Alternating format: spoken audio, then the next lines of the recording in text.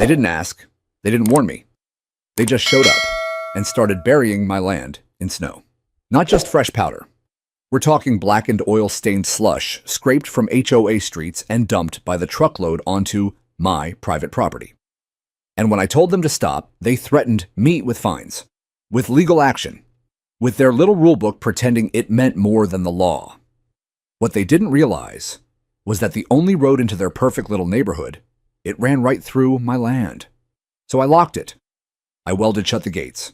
And when their trucks couldn't get in, their trash piled up, their residents turned on them, and emergency services couldn't reach their cul-de-sacs. The HOA that thought it could control everything broke down and begged. This is the story of how I buried their power under their own snow. I'd lived on that acre and a half of Colorado high country for nearly 20 years. My land sat just beyond the manicured edge of the Ridgeview subdivision, close enough to see their identical rooftops on clear days, far enough that no shared fence, no common wall, and most importantly, no HOA covenant ever touched me. After retiring from 22 years with the Army Corps of Engineers, I'd chosen this spot for one reason: unapologetic freedom. The kind that let a man wake to silence, broken only by wind in the pines and the distant cry of a red-tailed hawk.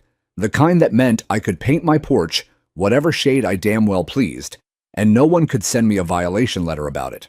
That January morning started like most others. I'd finished my second mug of black coffee, the steam still curling in the frigid air, and stepped out onto the porch in my usual flannel shirt and battered boots. The sky was a sharp, cloudless blue, the snow from the night before glittering like scattered diamonds across the fields. I was scanning the tree line for fresh elk tracks when something caught my eye: an unnatural ridge of white rising near the back boundary. At first, I thought it was just a heavy drift piled up by the wind. Colorado winters can sculpt snow into strange shapes, but as I walked closer, boots punching through the fresh powder, the shape resolved into something deliberate. Man-made. Wrong. They had dumped snow on my land. Not a stray shovelful or an accidental spillover from plowing the subdivision roads. Tons of it. Massive filthy piles pushed 30 feet past my property line, burying my drainage ditch, crumpling sections of fence, and smothering the gravel lot where I stored firewood and equipment. Some heaps rose 8 feet high, streaked gray, with road salt, studded with broken branches, ice chunks, and flecks of trash, plastic bags, coffee cups, even shards of asphalt. This wasn't pristine powder. This was street sludge, the toxic runoff of an entire neighborhood scraped up and relocated without a single word of permission. My breath hung in front of me in angry clouds, but inside I went very still. I circled the nearest mound, noting the wide, aggressive tread marks of heavy equipment. The tracks were fresh, the edges sharp. They led straight back to the narrow access lane the HOA used for maintenance, a lane that crossed a corner of my property under an old easement. The ruts were deep, chewing through frozen soil and crushing dormant grass I'd spent years coaxing back after earlier floods. This wasn't an accident. This was calculated trespass. I pulled out my phone and began recording, narrating in the calm, deliberate voice I'd once used to document bridge demolitions in hostile territory. Private property of Michael Walker. No easement or permission exists for snow storage. HOA contractor trucks observe trespassing and dumping waste snow. Damage to fencing, drainage, and soil visible. I panned slowly across the devastation, capturing tire tracks, crushed fence posts, and the sheer scale of the intrusion. It felt like standing at a crime scene that had unfolded while I slept. By noon, I was driving down the winding road into Ridgeview itself. The HOA maintained a small office behind their community center, a beige building that hosted wine and cheese nights and the annual Yard of the Month competition. The receptionist, Lori, with her frosted hair and strand of fake pearls, offered the kind of practiced smile that never reached her eyes. "I need to speak with whoever oversees snow removal," I said. "All board members are in a meeting," she replied sweetly. "May I take a message?" I tilted my phone toward her and pressed play. The video filled the small lobby with images of grimy snow mountains and deep tire scars across my land. Her smile faltered. "Let me see if someone's available." Minutes later, I was escorted into a side room where Kyle Bernard, HOA Vice President, waited. Mid-30s pressed polo embroidered with the Ridgeview logo, the kind of easy confidence that comes from never being told no. He greeted me like we were old fishing buddies. "Mr. Walker, what brings you in today?" I didn't sit. I simply played the footage again. His expression shifted from welcoming to mildly concerned, the way a parent watches a child throw a tantrum. "Ah, yes.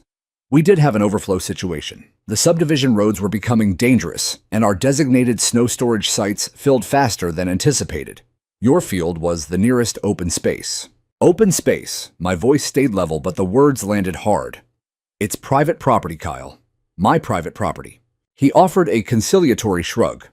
It wasn't meant personally, just a temporary measure. "We assumed since it wasn't actively developed." "You assumed wrong." I cut him off. "You didn't ask. You didn't notify. You just took." He leaned back, fingers steepled. "Our bylaws include contingency provisions for weather emergencies. We're happy to discuss compensation for any inconvenience, but let's not blow this out of proportion. It's snow. It melts." I met his gaze without blinking. "It's trespass. It's property damage. And if another truck sets tire on my land, the next thing you'll see won't be a video. It'll be a sheriff." The smile thinned, but he kept it in place. "We'll certainly review our procedures." I turned and walked out the door, closing harder than necessary behind me. Driving home, I felt the old familiar calm settle over me, the kind that used to come before a mission. The HOA wasn't just a neighborhood committee. It was an entitled machine, accustomed to bending rules and neighbors alike. They had money lawyers and influence with the county commission. But they didn't have me. They didn't have a retired engineer who understood easements, surveys, and the exact weight of legal precedent. They didn't have a man who'd rebuilt bridges under fire and knew how to dig in when the ground itself was contested.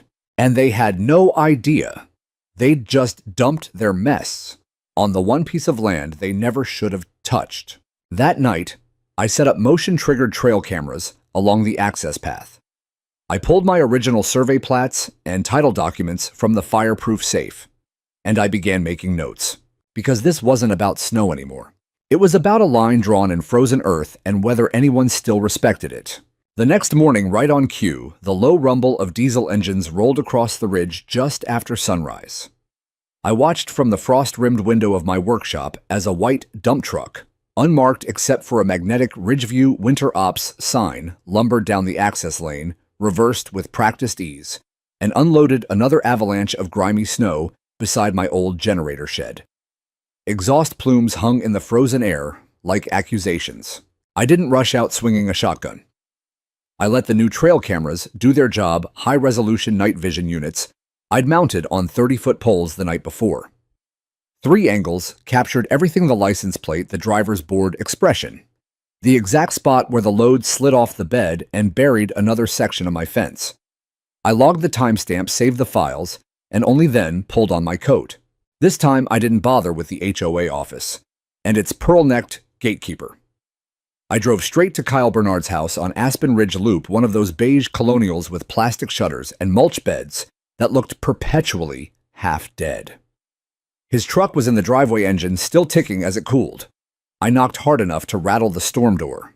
He opened it wearing workout clothes and that same easy, patronizing grin he'd greeted me with the day before. "Mr. Walker," he said as though I'd dropped by for coffee. "Didn't expect to see you again so soon." "Your trucks were on my land again this morning," I said, keeping my voice low and even, dumping more waste snow. "I have it all on video." The grin faltered for half a second.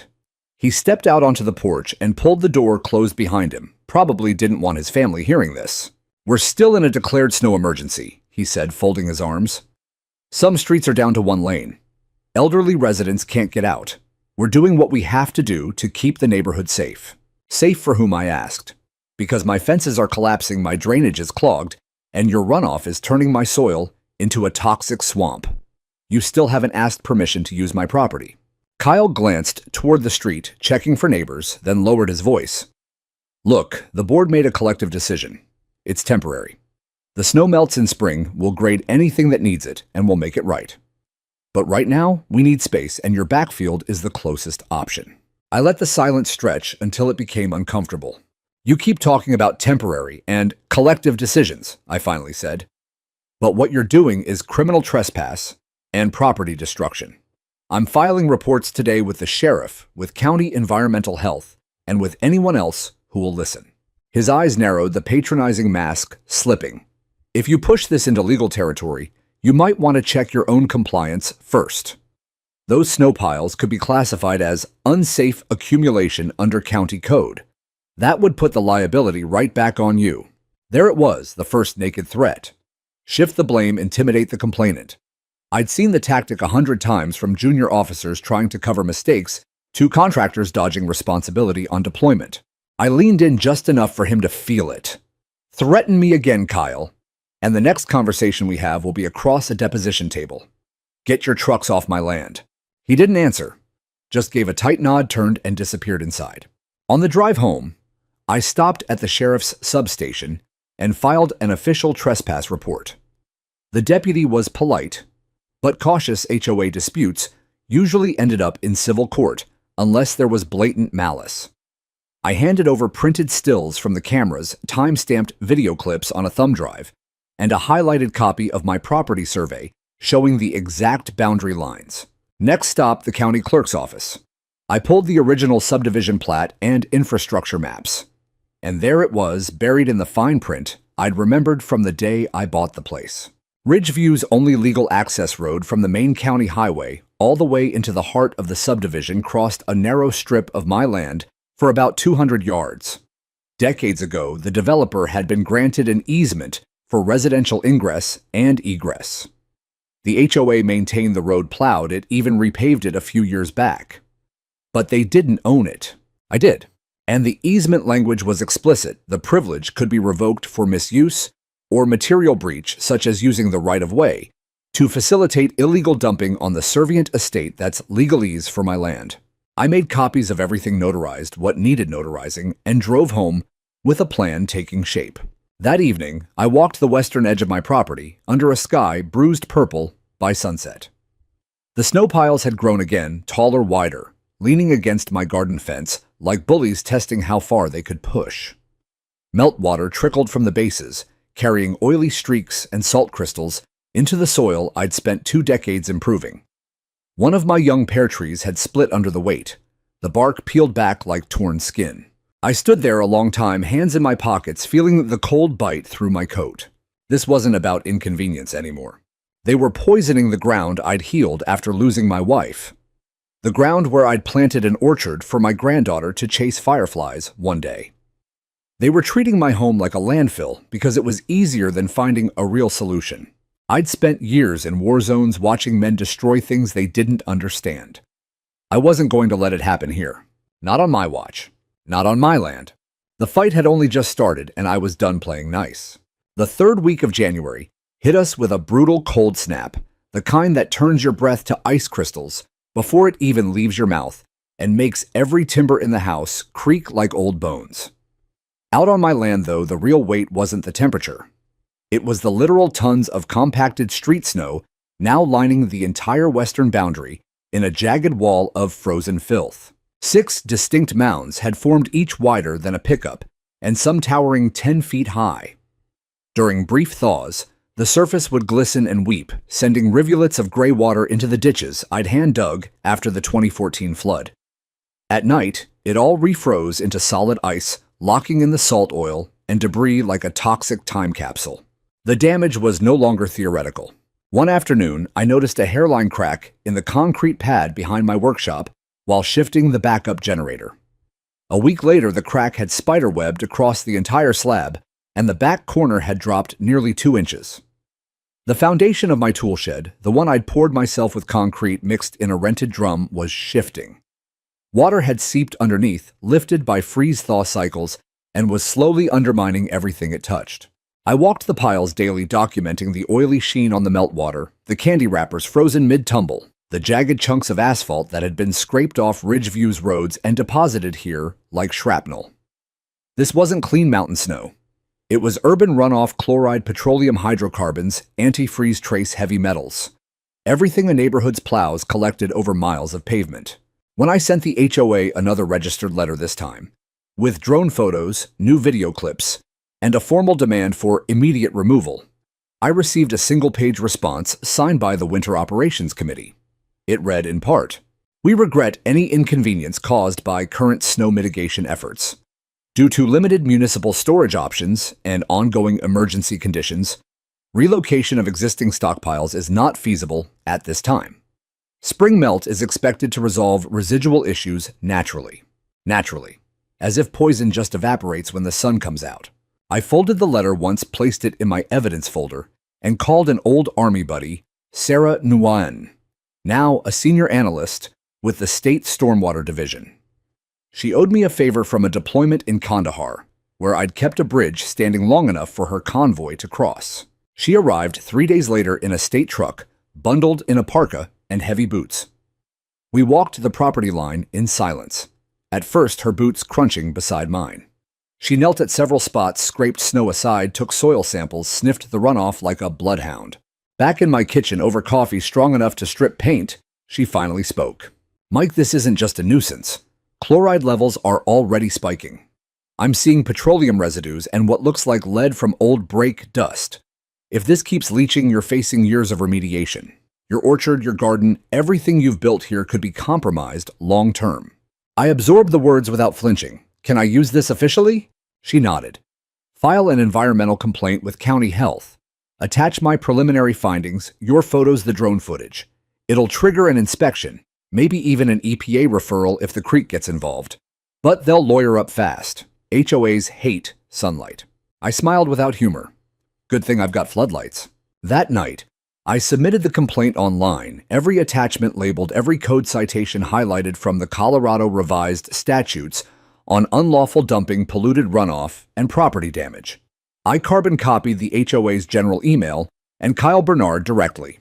Less than 48 hours later, my inbox pinged with a new sender, Meredith Schultz, legal counsel for Ridgeview HOA. The tone had changed, no more committee platitudes. It was cautious, almost courteous. "Mr. Walker, we are reviewing your recent submissions with urgency and would appreciate the opportunity to meet in person to explore amicable resolution. Please advise of your availability this week. Regards, Meredith Schultz, Esquire." I didn't reply immediately, because that same afternoon I discovered what finally shattered the last of my restraint. My granddaughter Lily's swing set, the one I'd built the summer she turned 5, carving her initials into the cedar crossbeam, had collapsed. One entire side had sunk into a hidden pool of meltwater that had undermined the posts. The frame lay twisted in the slush, like a broken toy chain's tangled seats half buried. I stood there a long time staring at the wreckage. Lily was due for a weekend visit in March. She'd run straight to those swings the moment she cleared the truck door, blonde hair flying, laughing that unstoppable 6-year-old laugh. Now it was ruined. Something inside me went very cold and very clear. This wasn't a dispute over snow storage anymore. This was deliberate, prolonged invasion.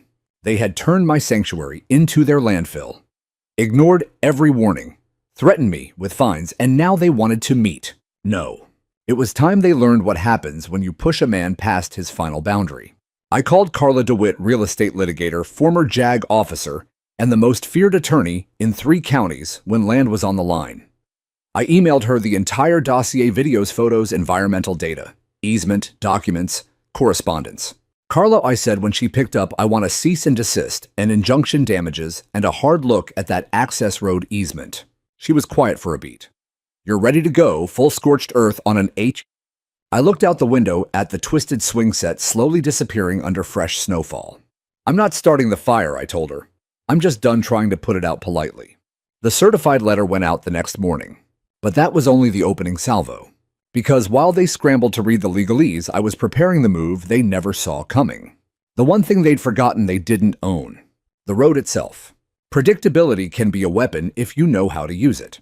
Every morning between 6:45 and 7:15, the diesel growl rolled in like a bad habit.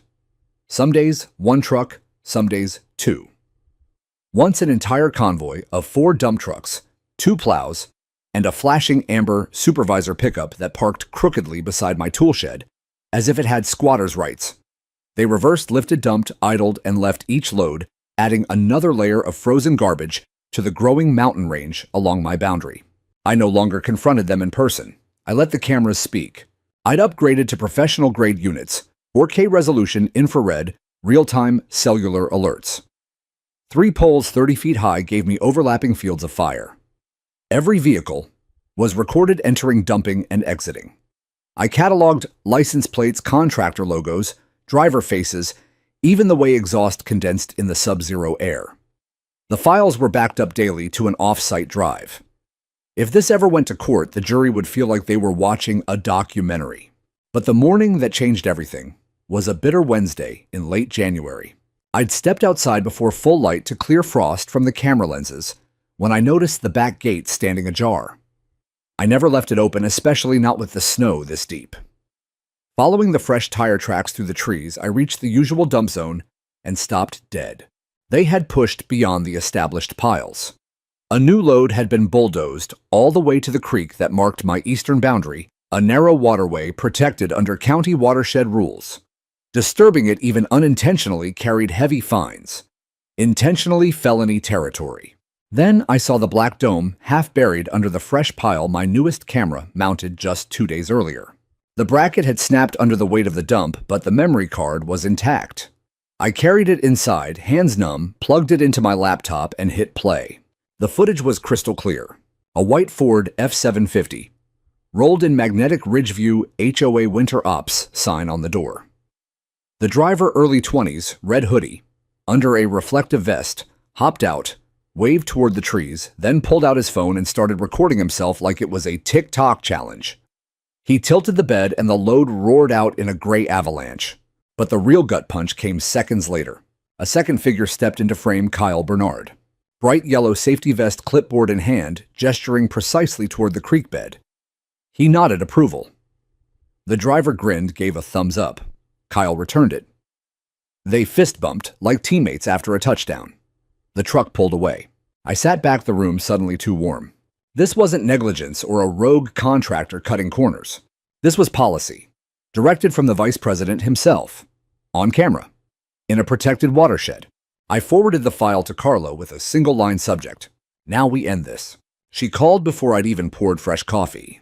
Mike, she said, voice humming with restrained excitement, this isn't civil anymore. This is criminal.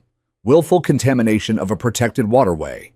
I'm filing emergency reports with the County Environmental Division and the Regional EPA office today. We've got them dead to rights. I stared at the frozen frame on my screen, Kyle's smug thumbs up preserved forever. Good, I said, because I'm done collecting evidence. It's time they start collecting consequences. That afternoon, I drove into town and met with Tom Harlan, a senior compliance officer I'd known since he inspected flood repairs on my property years ago. I handed him a USB drive containing everything: drone overview, soil samples, timestamps, and the star attraction, Kyle directing the illegal dump. Tom watched the creek footage without blinking. When it ended, he let out a low whistle. Felony level if the lab confirms pollutants in the waterway, he said. 6-figure fines, minimum possible criminal charges for the individuals involved. You want us to move on this, fast as the law allows, I replied. And I want an official site inspection. Bring the sheriff. Make it formal. He nodded. We'll schedule it within 72 hours. One question, do they know you have this video? Not yet. A slow grin spread across his face. Then they're about to have a very bad week. That evening, under a sky the color of gunmetal, I printed a single still frame, Kyle mid-gesture, truck dumping toward the creek, timestamp glowing in the corner. I slipped it into an envelope with a short handwritten note. Last warning, the road is next. No signature. I drove to the Ridgeview Community Mailbox Cluster after dark and dropped it in the outgoing slot addressed to the HOA office. Then I went home, brewed a pot of coffee, and waited for the storm I'd just invited. Because silence in warfare is never peaceful. It's just the calm before the enemy realizes they've lost the high ground. The morning after I mailed the photograph of Kyle directing the creek dump, something unprecedented happened. No trucks came. For the first time in weeks, the access lanes stayed pristine. No fresh ruts, no diesel haze, no avalanche of filth sliding off a raised bed. The silence felt unnatural, like the hush after an artillery barrage when you're waiting to see if the enemy is reloading or retreating. I didn't celebrate, I reinforced. I spent the day welding heavier crossbars onto the steel gateposts I'd installed years ago to keep deer out of the garden. I poured quick-set concrete around the bases, mounted floodlights triggered by motion sensors, and hung reflective signs every 10 feet. Private property, no trespassing. Easement access under review. All violations recorded and prosecuted. By evening, the barrier looked less like a farm gate and more like a border checkpoint. 2 days later, the HOA's retaliation arrived not with trucks, but with paper. A thick, certified envelope landed in my mailbox. Inside, 16 pages of alleged violations, each printed on letterhead, heavy enough to stop a bullet. They claimed my unauthorized accumulation of snow created a public hazard, that my trail camera poles violated height restrictions that applied only inside Ridgeview, and that my fencing constituted an aesthetically displeasing perimeter. The coup de grace, a demand that I remove all snow from my own land within 72 hours or face escalating daily fines. I almost laughed out loud. They were citing covenants I'd never signed on property outside their jurisdiction. But the threat was clear. Flip the script, paint me as the problem. Neighbor, bury me in process until I backed down. I scanned every page, added them to the evidence binder, and drove straight to City Hall. The planning and zoning office smelled of old coffee and copier toner. I asked for David Tran, the assistant director I'd met once during a floodplain permit renewal. He remembered me mostly because I'd brought donuts that day. We sat in a cluttered conference room. I laid out the timeline like a battlefield map: photos, drone stills, environmental reports, the creek video, the easement plat, and now their latest packet of fabricated violations. Halfway through the creek footage, David called in a colleague from Environmental Compliance. By the time Kyle's thumbs up filled the screen, both men were leaning forward, jaws tight. "This is HOA directed," David asked quietly. "On camera," I confirmed. "And they're still threatening me with fines for the mess they created." I slid the easement documents across the table last. David read the revocation clause twice. "You're aware that terminating this easement effectively landlocks the entire subdivision." "I'm aware," I said. "They should have been." He tapped the page. "If you pull that trigger, emergency services mail, trash, everything reroutes through a goat trail on the south side. Hundreds of families affected. They put themselves in that position the moment they turned my land into a toxic dump site." David exchanged a long look with his colleague, then nodded slowly. "We'll open an official investigation. Inspectors on site within 48 hours. You'll get a written report." "That's a start," I said. "But I'm giving them 4 days from today to cease all activity and begin removal. After that, the easement terminates." I handed him my pre-drafted revocation notice, certified, notarized, and worded so tightly a team of lawyers couldn't pry it open. He stared at it a moment. "You sure you want to do this?" "I've never been more sure of anything." The next morning, the inspectors arrived, 2 from the county, 1 deputy sheriff in tow. I walked them, the full perimeter, pointed out the shifting foundations, the contaminated runoff channels, the creek bank now scarred by truck tires. They took samples, measurements, photographs. The deputy recorded serial numbers on my cameras and asked detailed questions about the trespass timeline. Before they left, I handed over another copy of the revocation notice, effective midnight Sunday, unless the HOA fully complied. That night, fresh snow fell, soft, clean flakes that dusted the filthy piles like a lie trying to cover the truth. I sat on the porch with a mug of tea, watching it accumulate. Sunday arrived quiet and cold. At 11:58 p.m., I walked to the gate, turned the key in the heavy padlock, and swung the barrier closed across the road for the first time. The chain clinked, the lock clicked. At midnight, the easement was legally dead. Monday, 7:03 a.m. The first HOA truck appeared on schedule. It slowed, stopped, idled in front of the gate. The driver got out, stared, took a photo with his phone, then reversed and left without a word. By 9 o'clock, my phone lit up with an email from Meredith Schultz. "Cease and desist. Immediate removal of road blockade required. Violation of public safety and emergency access." I forwarded it to Carla with one line. Let the games begin. Because now the board wasn't just fighting me. They were fighting the consequences of their own choices, and the clock was no longer on their side. The silence after the gate locked lasted less than 24 hours. By Tuesday morning, my phone was already vibrating with notifications, first from Carla, then from the sheriff's office, and finally from the HOA's legal department in rapid succession. The email from Meredith Schultz arrived at 8:17 a.m., subject line screaming in all caps. Immediate cease and desist. Blockade of emergency access route. Violation of municipal safety ordinance. Criminal penalties possible. She wrote that my unauthorized barricade prevented emergency vehicles from reaching Ridgeview endangered residents and constituted a public nuisance. Daily fines of 1,000 were threatened along with immediate intervention by local authorities. I read it twice, then forwarded it to Carla with 3 words: "Let them swing." She called within the hour, voice sharp with adrenaline. "They're bluffing hard. They know the easement was conditional, and they breached it first. The revocation is airtight, but they're trying to scare you into opening the gate before the residents realize who's really responsible." I glanced out the window. A single trash truck had already turned around at the gate and driven off. The first black bags were already piling up on the curb inside Ridgeview. "Keep the restraining order moving," I told her, "and file for harassment if they send one more unsigned threat." That afternoon, a second notice appeared, hand-delivered, this time slipped under the gate in a clear plastic sleeve. All caps again, no signature, no phone number, just pure intimidation. "Attention, you are in direct violation of community safety codes. Remove road blockade immediately, or face municipal escalation and public safety charges." I photographed it, added it to the binder, and went back to reinforcing the gate with another steel crossbar. The next morning, the calls started. First, Donna, the older woman who used to bring me cookies after my wife passed. Her voice trembled. "Mike, I'm so sorry. We had no idea they were dumping on your land. But my car is stuck and I need to get to my doctor in town. Is there any way, just for today?" Then Greg, the young dad I'd seen jogging with his baby stroller. "Dude, my wife has a specialist appointment tomorrow. We're literally trapped. Please, man, I'm begging you." I listened to each one carefully. None of them sounded angry at me. They sounded scared and confused. I gave them the same gentle answer: "I'm sorry you're caught in this. But the people who put you here are the same ones who buried my granddaughter's swing set and poisoned my creek. Tell your board to clean up my land, pay for the damage, and apologize to everyone. Then we'll talk about the gate." I didn't open it, not yet, because the ones still pulling the strings, Kyle and his committee, weren't the ones calling me.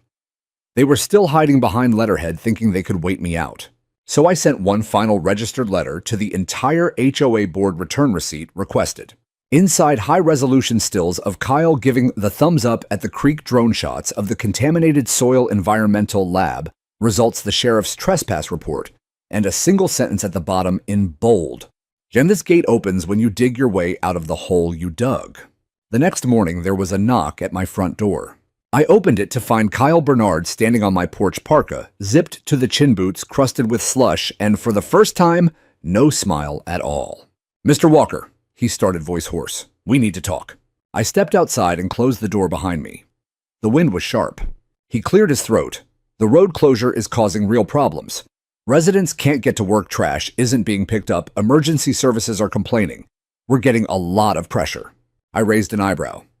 "Oh, I thought spring melt would resolve everything naturally." His jaw clenched. "We're prepared to offer a settlement. Full cleanup at our expense, soil remediation, repairs to your foundation and shed. A significant financial payment. We just need you to open the gate so services can resume." "You mean the gate across my private road?" "Yes.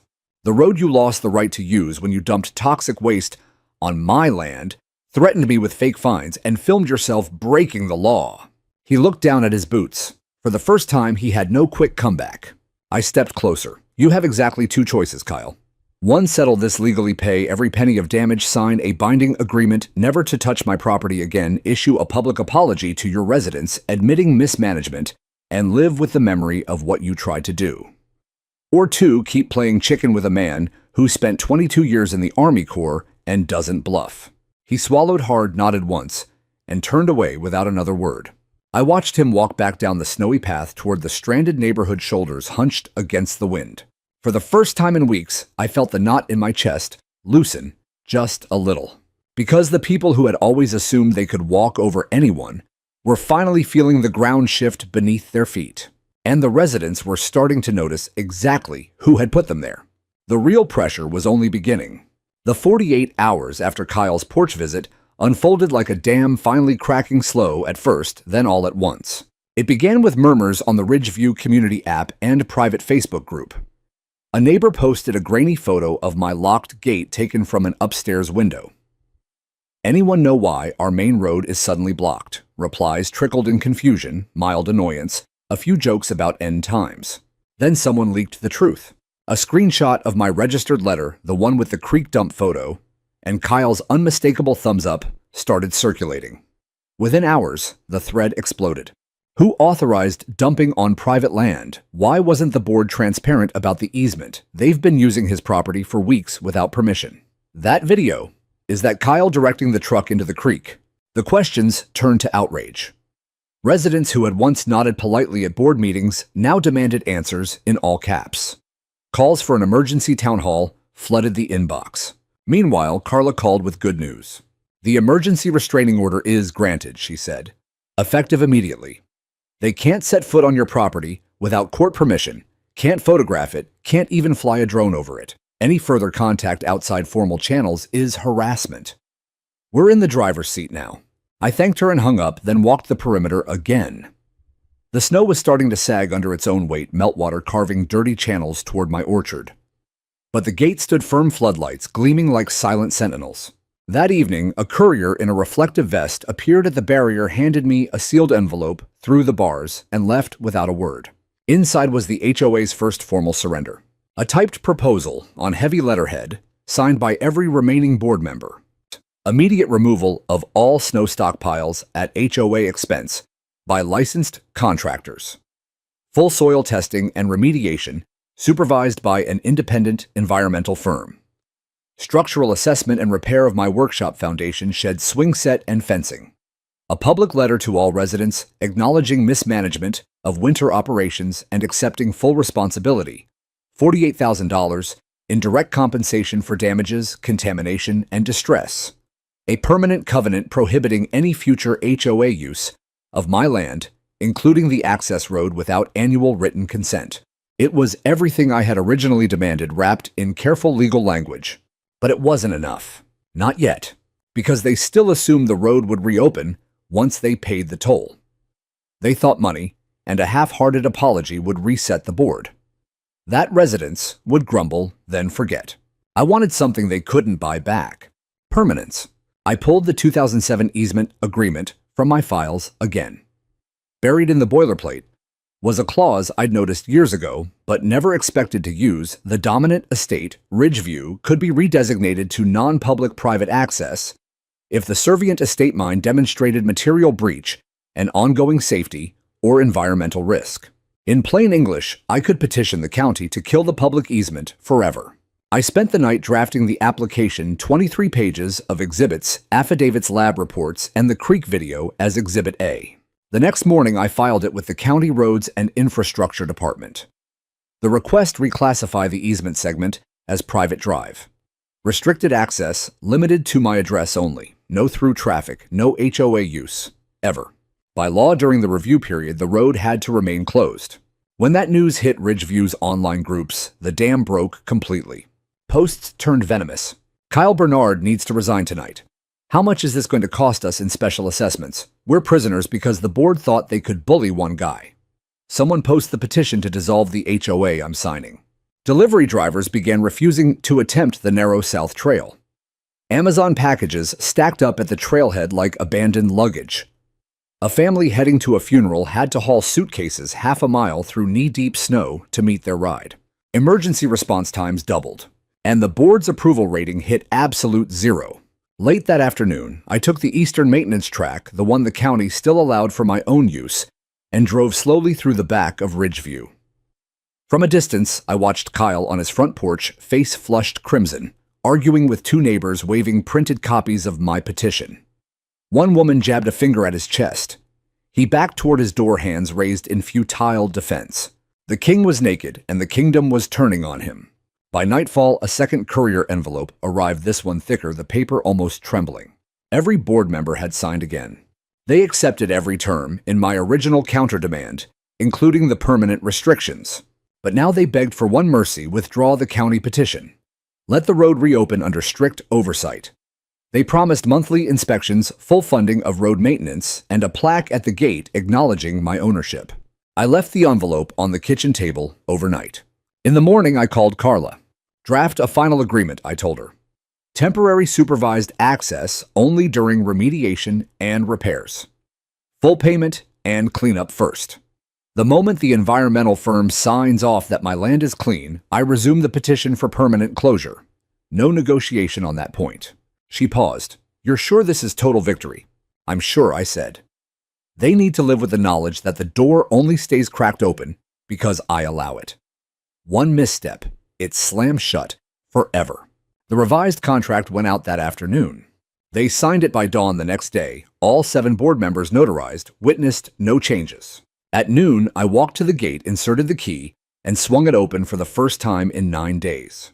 The first vehicle through was a convoy of remediation trucks, white unmarked, driven by contractors who knew better than to make eye contact. I didn't wave, I didn't speak.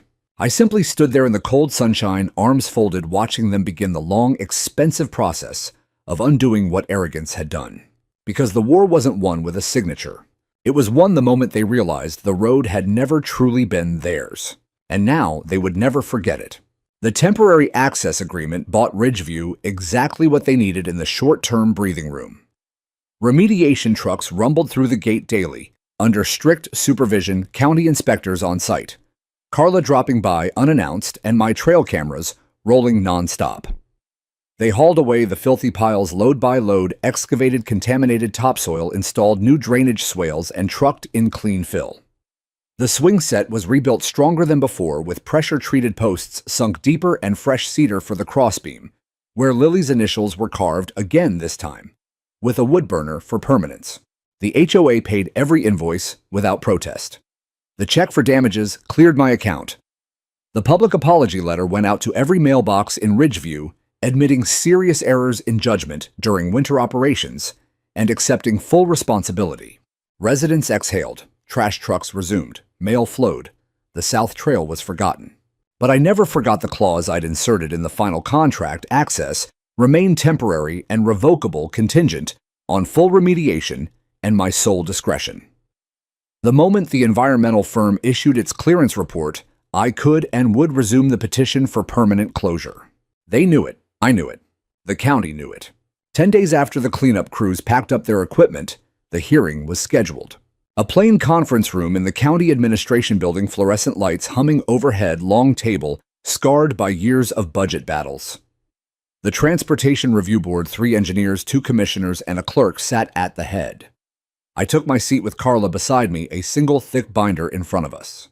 The HOA sent Melissa Hartley, the interim president, who had replaced Kyle after his abrupt health leave. She wore a navy suit, hair pulled back severely, and carried her own stack of documents. 2 residents flanked her for moral support, looking uncomfortable in the formal setting. The board chair, a no-nonsense woman named Elena Vasquez, called the room to order. This is a public hearing on the petition filed by Michael J. Walker to dissolve the 2007 ingress-egress easement serving Ridgeview subdivision and reclassify the affected roadway segment as private non-public access. Mr. Walker, you have 15 minutes. I stood. I didn't raise my voice. I didn't need to. I walked them through the timeline. With the calm precision of an after-action report, the unpermitted dumping, the documented trespasses, the environmental contamination confirmed by state labs, the structural damage to my buildings, the creek violation captured on video. Each claim was backed by an exhibit handed to the clerk, projected on the screen behind me. When the creek footage played, Kyle's thumbs up frozen for a full 5 seconds, you could hear breathing stop in the room. Melissa objected twice, claiming the issues had been resolved through settlement. Carla countered smoothly. The settlement explicitly preserved my right to pursue permanent revocation, and material breach had already occurred. The residents with Melissa tried to speak about hardship, longer commutes, higher service costs, property values. Vasquez gave them their 3 minutes each, polite but unmoved. I closed with the original easement plat in my hand. This road was never a gift, I said. It was a conditional privilege granted to a developer who no longer exists. The current dominant estate has repeatedly abused that privilege, endangering my land, my water, and my family's future. I'm not asking the county to punish anyone. I'm asking you to restore what was always mine. I sat down. Vasquez looked at Melissa. Response. Melissa stood, voice steady but strained. She spoke of community impact, emergency access, the financial burden of rerouting services permanently. She presented letters from residents pleading for compromise, but she had no new evidence. No denial of the breaches. No alternative that undid the damage already proven. The board deliberated for 12 minutes, long enough to review the statutes, short enough to show they'd already made up their minds. Vasquez cleared her throat. Based on the evidence presented, including documented environmental violations, repeated trespass, and clear material breach of easement terms, the petition is granted. Effective immediately, the easement recorded in Book 1427, page 89, is dissolved. The roadway segment crossing parcel 17042007 is hereby reclassified as private drive restricted to the servient estate owner and authorized invitees only. The HOA shall have 90 days to establish permanent alternate access compliant with county code. She banged the gavel once. Melissa's face went pale. The residents beside her stared at the table. Carla squeezed my forearm under the table, a rare crack in her professional armor. I simply nodded at the board, gathered my binder, and walked out. Outside in the hallway, sunlight slanted through high windows onto the tile floor. For the first time in months, I felt the full weight lift, not triumph exactly, but the deep, quiet satisfaction of a boundary finally legally permanently restored. That afternoon, I drove home, stopped at the gate, and added the final touch, a new sign professionally engraved on brushed steel bolted dead center. Private road. No public access. By order of county resolution, 2025. Trespassers prosecuted. Below it in smaller letters I'd had added myself. This land remains private by right, not permission. I locked the gate behind me, the chain clinking one last time. Across the valley, Ridgeview's rooftops glinted in the late light, already planning their expensive new entrance on the far side. They would adapt. They would pay. And they would remember. Because the road was no longer theirs even a little. It was mine. Completely. Forever. The permanent closure hit Ridgeview like a second winter one without snowplows. Garbage trucks were the first casualty. The south trail hastily widened with gravel, and temporary culverts was barely wide enough for passenger cars. Heavy waste vehicles couldn't navigate the switchbacks. By the end of the first week, black bags lined every curb in bloated, stinking rows. Ravens and magpies feasted. Rodents moved in. A resident's attempt to burn a pile in his driveway triggered a visit from the fire department, who took 45 minutes to arrive from the far side. Then came the deliveries. UPS, FedEx, Amazon all refused to risk their vans on the rutted trail.